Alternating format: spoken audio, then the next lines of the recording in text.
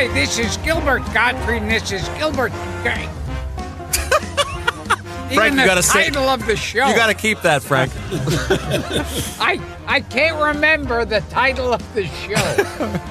Hi, this is Gilbert Gottfried. I got that right. That's good. And this is Gilbert and Frank's Amazing Colossal Obsessions with my co-host, Frank Santopadre, once again recorded at Nutmeg with our engineer, Frank Verderosa.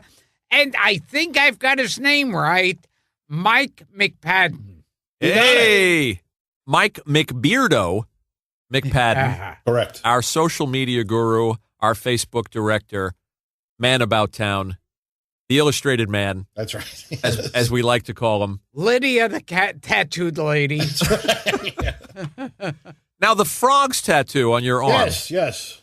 That is actually, those are not just random frogs. That's an homage to the Frogs movie? Well, that was the poster. It was very misleading to me as a 5-year-old because it was it's a frog with a human hand sticking out of its mouth, which made me believe it would be about giant frogs, but it's just about, the 10 frogs that Samuel Z. Arkoff would pay for that they just throw at Raymond Land. A Samuel Z. Arkoff reference. So Marjo Gortner saves the day. Yeah, we mentioned Marjo Gortner on the last episode, and I was saying he'd be a great guest for us, but also great in Earthquake.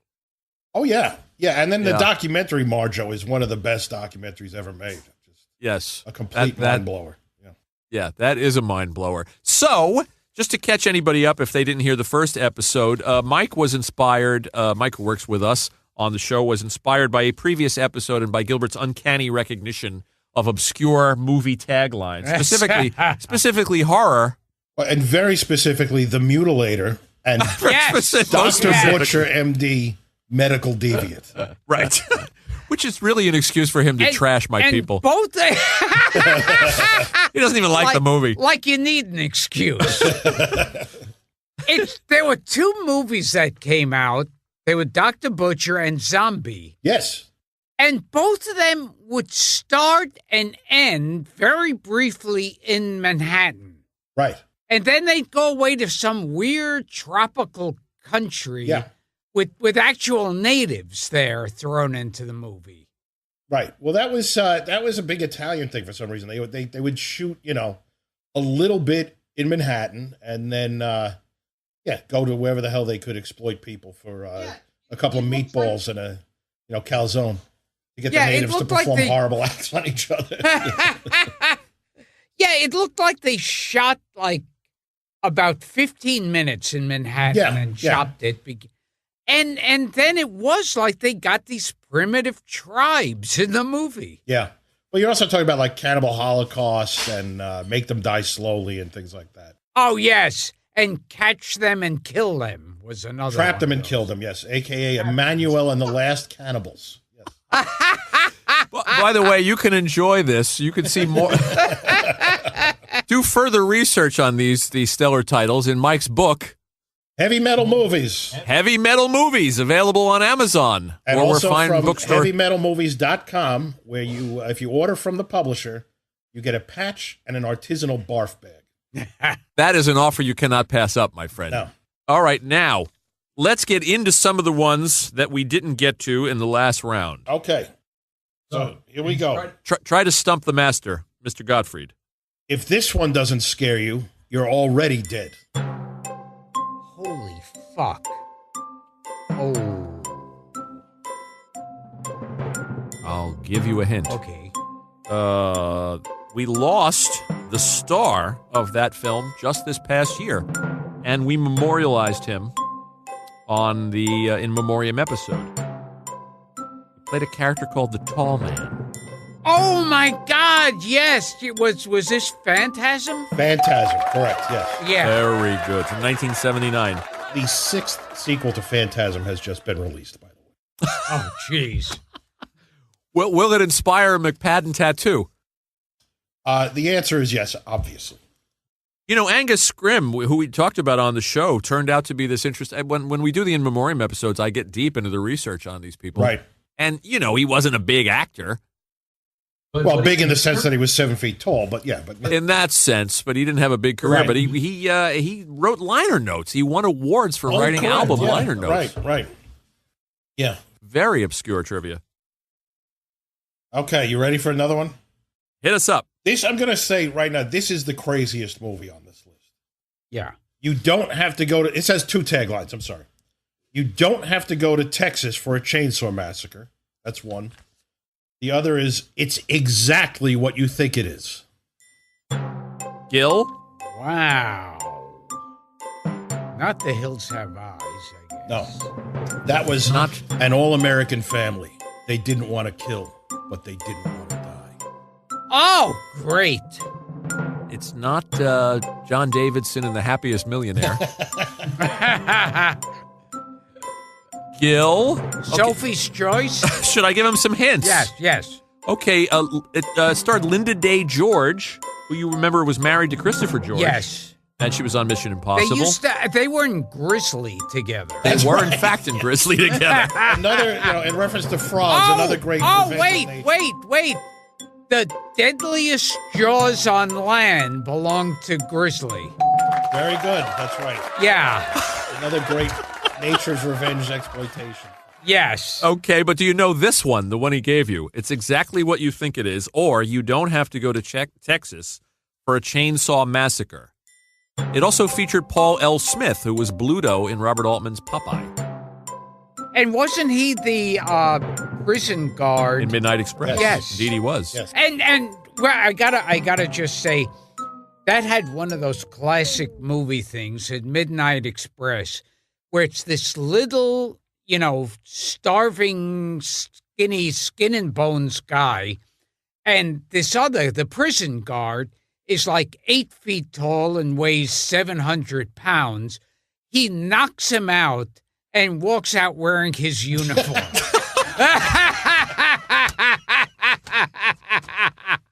Which should have looked like Spanky, trying to pull a scam in the little Yes. I love that. Yeah. Okay, you give up on this one? I guess so. Mike, you want to tell them what it The is? name of the film is Pieces. Oh. Pieces. Now, Pieces is, I'm going to say, the craziest movie that's on this list. How so?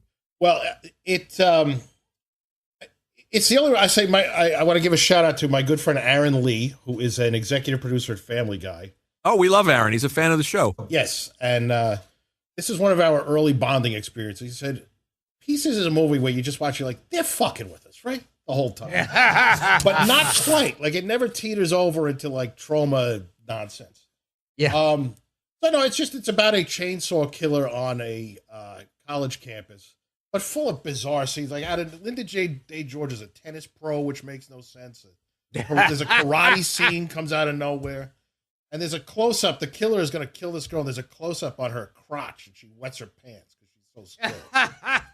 But I'm going to say it has the craziest final moment in any film. Shall we spoil it for the audience? Oh, yes.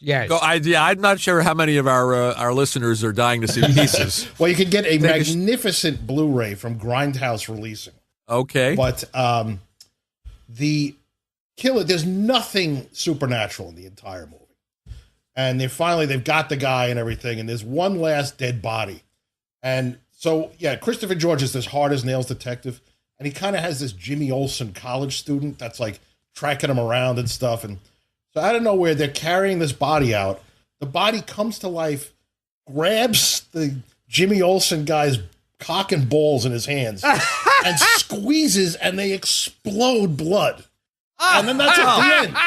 Pieces. That's wonderful. Same original ending to MAME. I don't know if you know that. With when it was spelled M-A-I-M. Hey, very good. Very, very good. All right. Okay, the next one is... What else you got? It's not human, and it's got an axe. Ooh. 1984. Yeah, this is a tough one. I don't think I've ever heard of this It's a movie picture. called The Prey. The Prey. Yeah. Prey. It's very boring, and it was filmed in 1978, not released till 84, because it's that good. When you're talking about Pieces, you brought to mind Abel Ferrara's Driller Killer. Oh, yes, yeah. Yeah. Another terrible film that has a great title, and is kind of awesome and a must see if you're a masochist. Okay. What else you got? Herbert West has a very good head on his shoulders and another one in a dish on his desk. Well, this is a famous movie. Yes. The Reanimator. Correct, you got it. Yes. Very, very good. Good film. Yes. That's a hoot. Reanimator, Bride of the Reanimator, and also, what was the third one? Mike knows. It was also based on H.P. Lovecraft. H.P. Yes. Lovecraft, yeah. What was that other one called? We'll throw it out to our listeners. Yeah.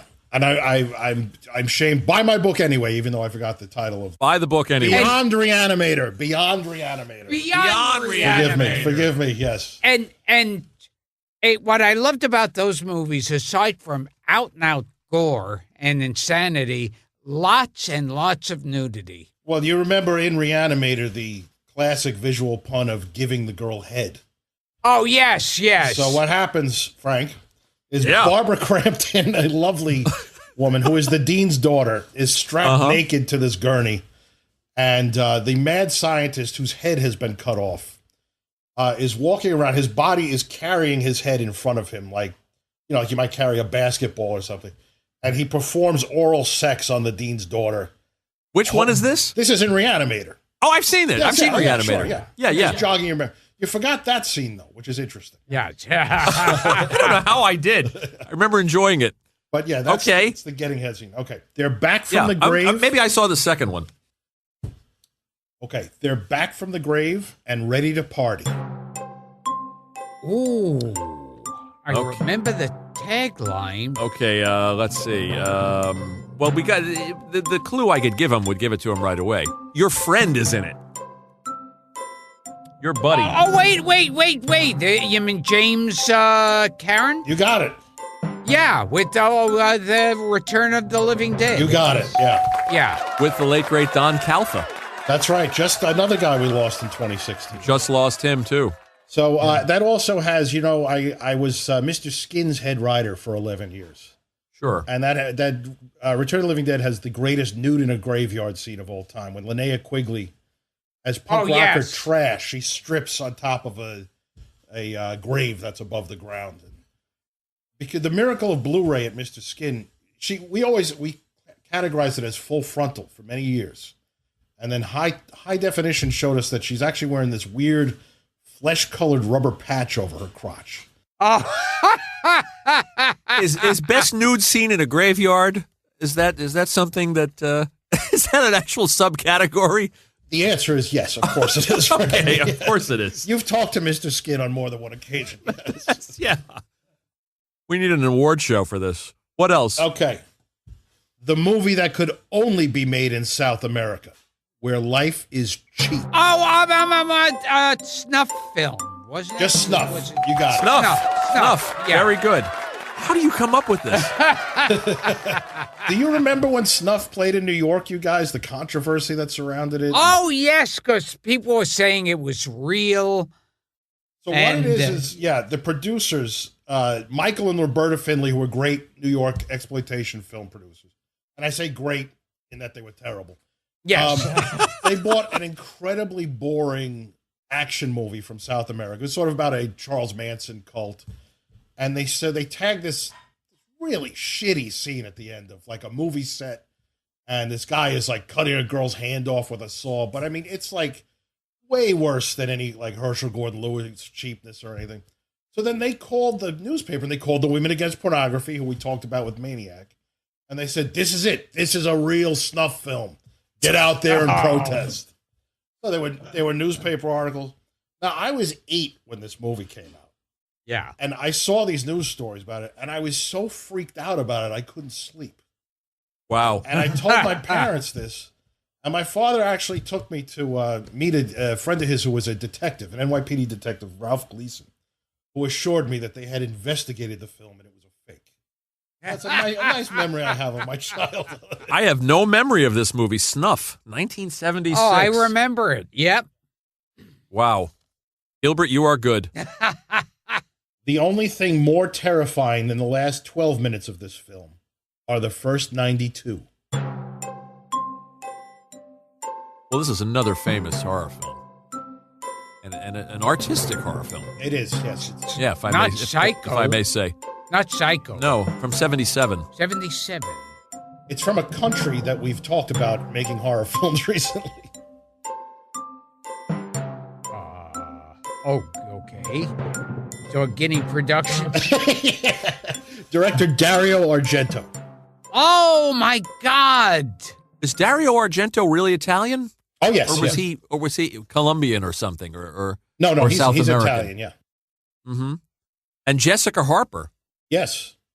Remember Jessica Harper? Oh yes. From Inserts, which is another very, very strange movie. Yeah. Phantom of the Paradise, which ties into Phantom of the Williams Paradise. and- It's funny. We were just talking to Richard Kind, who brought up Bird with the Crystal Plumage. Right. But Yeah. it's not that. No, Right. Suspiria. Suspiria. Oh, okay. Yeah.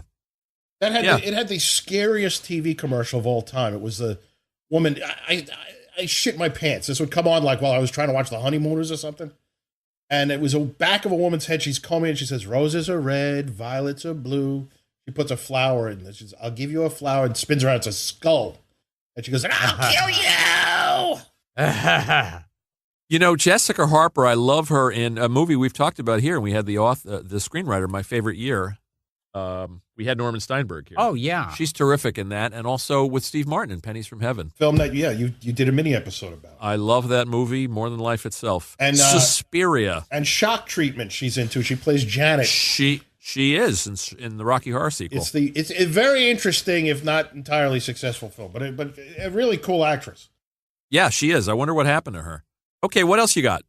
Who will survive, and what will be left of them? Gil? This is good trivia. I'll give him the hint. According to Rex Reed, and also Mike, Yes. the most terrifying motion picture ever made. Holy fuck. Who will survive, and what will be left of them? They were scream again. All right, a bit of trivia. The vocal guy on this, who actually does the intro to the movie, is John Larroquette. Wow. Oh, God. Yeah, he did a lot of voiceover. Wow. Tell him, give him the answer, Mike, because he's stumped. The Texas Chainsaw Massacre. Oh, my God. Oh, my God. Yeah. Now you went to movies. You went to a lot of Yeah. movies in the 70s. Yes. And we've talked about which theaters you frequented. Yeah. Was this the kind of stuff that you went to see, assumedly by yourself? I would, by myself, I would see a lot of those. A lot of humanoids from the deep. Yeah. And Blood Beach. Oh, yes. Now, you would go to the Essex, which was a theater that I went to a lot. Yes. On yes. Delancey Street. Yeah. Yeah. It was on, it was Essex. Yeah. Essex and Delancey. The Essex is no longer with us? No. No, it was on, wait a sec. No, it was Grand and Essex. Okay, right. Grand and Essex. And I remember the theater, it's like, I used to try to hold it in because their men's room was so scary. Scarier than what was on the screen. Like, there was a toilet without a stall around it. Yes. Yes. Oh, my God. And it's like maybe, and I don't know, maybe there were like 400 seats in the theater and 3 of them actually operated. Did you ever make it to the variety photo plays when they showed movies on 3rd and 14th?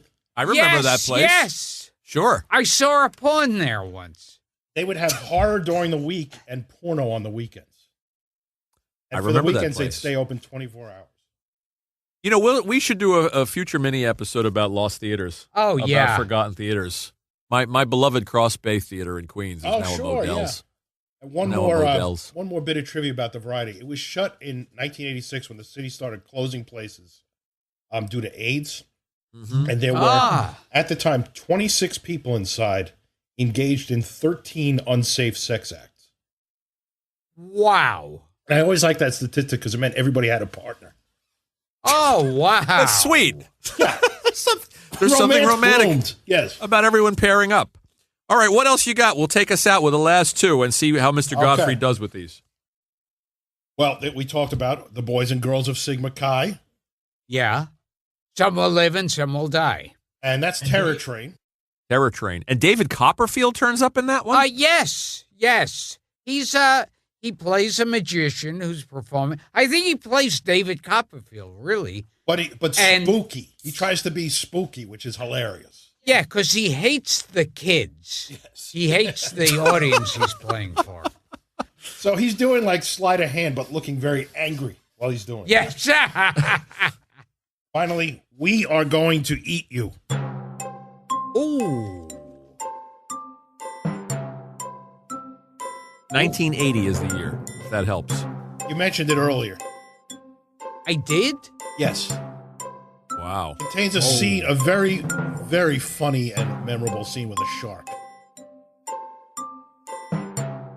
Not zombie. Zombie. Yes, zombie. Zombie. Very Yes, good. Okay. Very good. Oh, that's where a zombie kills a shark. Yeah, he fights the shark. He bites Yes. the shark. Yes. And it ends with a bunch of zombies getting on a boat from whatever that weird jungle is. Oh, yes. Heading toward Manhattan. Oh, well, I think, isn't it at the end they're coming across the Brooklyn They're walking Bridge? across the Brooklyn Bridge. That's right. I Yes. mixed it up. I'm sorry. You're right. And what I love about it, it's supposed to be that zombies have taken over all of America, and the zombies are going over the Brooklyn Bridge, and traffic is normal. The cars are just... Well, they didn't have the budget to stop traffic. They can't drive. So, yeah. It's so hard for a zombie to get a license. Doesn't Richard Keel, speaking of biting a shark, isn't there a Bond scene in, what is this, in The Spy Who Loved Me, where they drop, where Richard Keel ends up in a shark tank? I think it's in The Spy Who Loved Me. And he bites the shark. He kills the shark. You remember this? Oh, with the metal He teeth. was Jaws, yeah. He was Yes. Jaws. So Jaws Right. bit Jaws, yeah. Right. This is good stuff, Mike. Well, thank you very much. You have a lot of time on your hands. I do.